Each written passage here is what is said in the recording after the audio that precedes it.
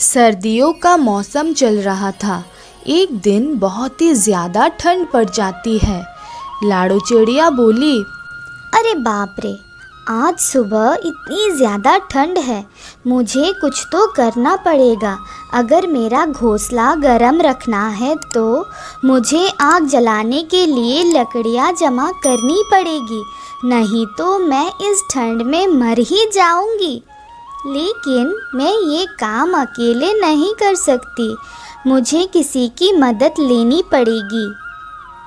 इतना सोचने के बाद लाडो चिड़िया मीनू चिड़िया के पास चली जाती है। अरे मीनू मौसी, तुम क्या कर रही हो? कुछ नहीं लाडो। अच्छा ठीक है। तुम बताओ, तुम यहाँ कैसे? अरे कुछ नहीं, अभी ठंड का मौसम चल रहा है ना, मैं सोच रही थी कि हमें हमारे घोंसले गर्म रखने के लिए आग जलानी होगी और उसके लिए हमें लकड़ियाँ इकट्ठा करनी पड़ेगी। हाँ हाँ, बात तो सही है। आज चीनू मौसी मुझसे मिलने आई थी। वो कह रही थी कि ठंड के साथ बर्फबारी भी होने वाली है। मेरी तो ठंड की वजह से अभी से हाथ पैर कांप रहे हैं। तो बताओ, अब जाना है लकड़ियाँ लेने को? अभी शाम हो गई है, हम सुबह घर का सारा काम निपटाकर फिर चले जाएंगे। हाँ हाँ, चलो ठीक है, कल सुबह जाएंगे। अगले दिन सुबह मीनू और लाडो चिड़िया लकड़ियाँ जमा करने के लिए निकल पड़ती है। उड़ते उड़ते उन्हें रास्ते में कालू कौवा धूप सेकते हुए दिखाई देता है। देख लाडो, ये आलसी कौवा कैसे मज़े में धूप सेक रहा है। जाने दो ना मौसी, हमें क्या करना है, हमें बहुत काम है, हमें चलना चाहिए। नहीं लाडो, ये आलसी कौवा ऐसे मज़े में सुबह सुबह धूप सेक रहा है, ये मुझसे नहीं देखा जा रहा।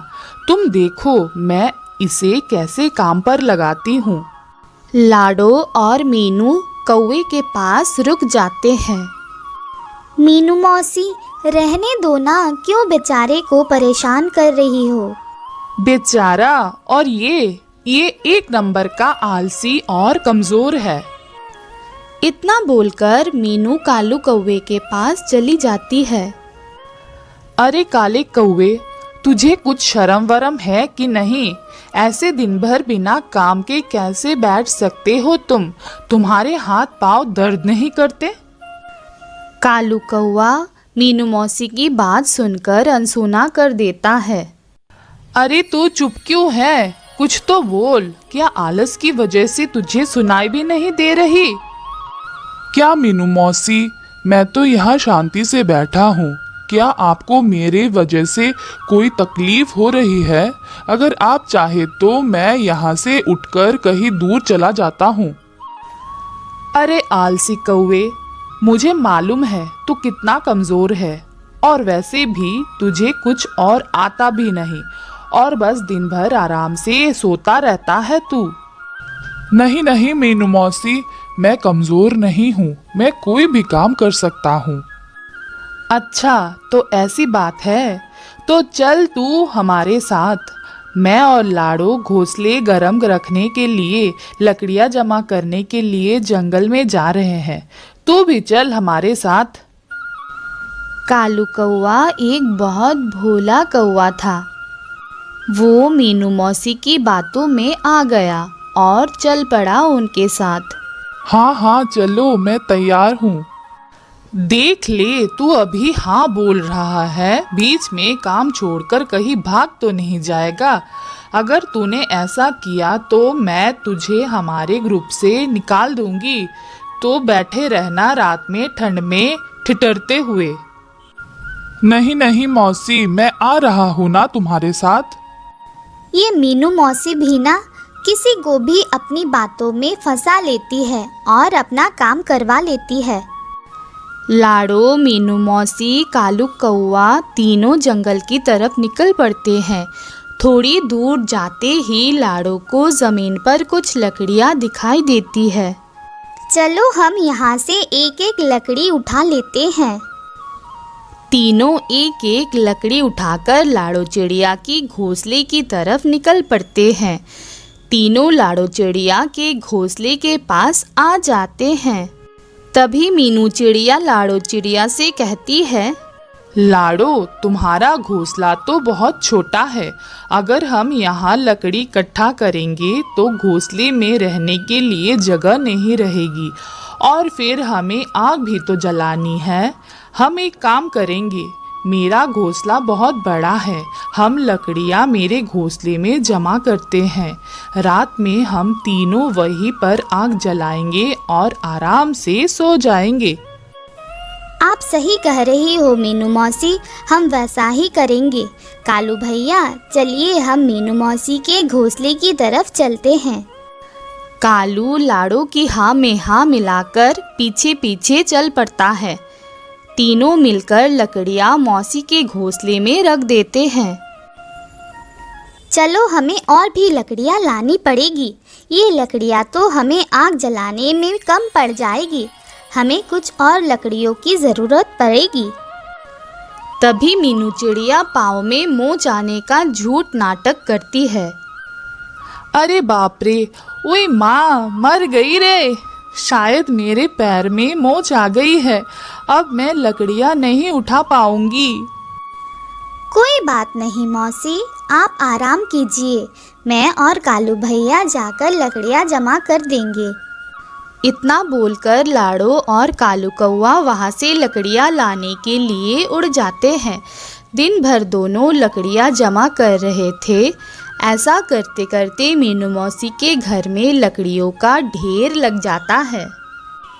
अरे वाह, इसे कहते हैं सुकून की जिंदगी। रात में तीनों मिलकर मीनू मौसी के घर आग जला लेते हैं और आराम से सो जाते हैं। जब सुबह हो जाती है, कालू कौवा कहता है कि कल तो बहुत अच्छी नींद आई मुझे, लेकिन अब मुझे बहुत ज्यादा भूख लग रही है। भूख तो मुझे भी लग रही है कालू भैया। देखते हैं मीनू मौसी के घर कुछ खाने के लिए है कि नहीं। अरे मीनू मौसी, हमें बहुत भूख लगी है। आपके पास कुछ खाने को है? हाँ हाँ, मेरे पास थोड़ा अनाज बचा है। आखिर तुमने हमारे लिए इतना सारा काम जो किया है। दोनों थोड़ा थोड़ा करके अनाज खा लेते हैं। खाना खाने के बाद लाड़ो कालू कौवे से कहती है, चलो कालू भैया, हमें और लकड़ियाँ जमा करनी होगी। तभी मौसी उन दोनों को रोक लेती है और कहती है, लाड़ो, तुम एक काम करो, तुम लकड़ियों के बजाय अनाज जमा करो। घर में सिर्फ थोड़ा सा ही अनाज बचा है। अगर मैं अकेली होती तो अनाज बच जाता, लेकिन अब हम 3 लोग हैं, इसीलिए हमें और अनाज चाहिए। आप सही कह रही हो मौसी, मैं और कालू भैया अभी निकलते हैं। दोनों अनाज लेने के लिए निकल पड़ते हैं। उधर लाड़ो और कालू मेहनत कर रहे थे और इधर मतलबी मीनू मौसी मज़े से अपने घोंसले के बाहर धूप सेकते हुए बैठी थी। ये सर्दियाँ कितनी अच्छी होती है। रात में आग जलाओ और दिन में मस्त धूप सेको। ये दोनों अनाज लेकर वापस आए, तब तक मुझे घर का दरवाज़ा अंदर से बंद कर लेना चाहिए।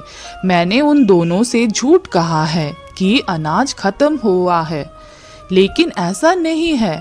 मैंने बहुत सा अनाज पहले से ही जमा करके रखा है।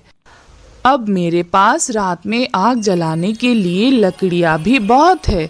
मेरी पूरी सर्दियाँ ऐसे ही मस्त निकल जाएगी। इधर लाड़ो और कालू अनाज ढूंढते ढूंढते बहुत दूर तक आ जाते हैं और उन्हें वापस आते आते रात हो जाती है। और उधर मीनू मौसी घर का दरवाज़ा बंद कर देती है। लाड़ो घर का दरवाज़ा खटखटाती है। मीनू मौसी, ओ मीनू मौसी, दरवाज़ा खोलिए, हम आ गए हैं। कालू कौवा कहता है, शायद मौसी सो गई है, मैं देखता हूँ।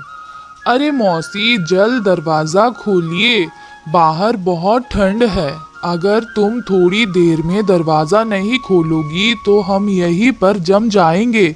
मीनू मौसी को उन दोनों की आवाज़ सुनाई दे रही थी, लेकिन मतलबी मीनू मौसी ने दरवाज़ा नहीं खोला और चुपचाप अपने घोंसले में सोती रही। कालू भैया, शायद मीनू मौसी सो गई है।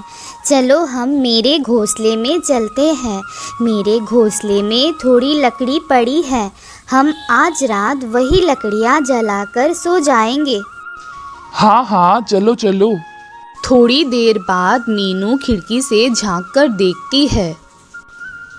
मुझे लगता है शायद वो दोनों चले गए होंगे। अब मैं अकेली आग जला देती हूँ। मीनू मौसी आग जला देती है। अरे बाप रे, आज तो बहुत ही ज़्यादा ठंड है। मुझे और ज़्यादा लकड़ियाँ जलानी पड़ेगी। मेरे पास तो बहुत ज़्यादा लकड़ियाँ है। मीनू मौसी लकड़ियों के ढेर को खोजने लगती है। तभी लकड़ियों का ढेर खिसक आग में आ जाता है और वो लकड़ियाँ भी आग पकड़ लेती है। अरे ये क्या हो गया? कोई मुझे बचाओ। लाड़ो, कालू, कहाँ हो तुम दोनों? अरे कालू भैया, ये तो मौसी की आवाज़ लग रही है। मुझे लगता है वो मुसीबत में है, हमें जाकर देखना होगा। जैसे ही वो दोनों मौसी के घोंसले के बाहर आ जाते हैं तो देखते हैं कि घोंसले के चारों तरफ आग लगी होती है। कालू हिम्मत और बहादुरी से दरवाज़ा तोड़ देता है और मौसी को आग से बाहर निकाल लेता है। मौसी के पंखों को आग लग चुकी होती है। तभी कालू कौआ मौसी को पास वाले तालाब में छोड़ देता है। मौसी की जान बच जाती है और मौसी पानी से बाहर आ जाती है और कालू से कहती है, मुझे माफ़ कर दो तुम दोनों, मैं मतलबी हो गई थी। सारा काम तुम दोनों से करवाया। तुम्हारे आने से पहले ही दरवाज़ा बंद भी कर दिया था, लेकिन मुझे मेरी लालच की सज़ा मिल गई है और मेरा एक पंख भी जल गया। मीनू मौसी को अपनी गलती की सज़ा मिल चुकी थी।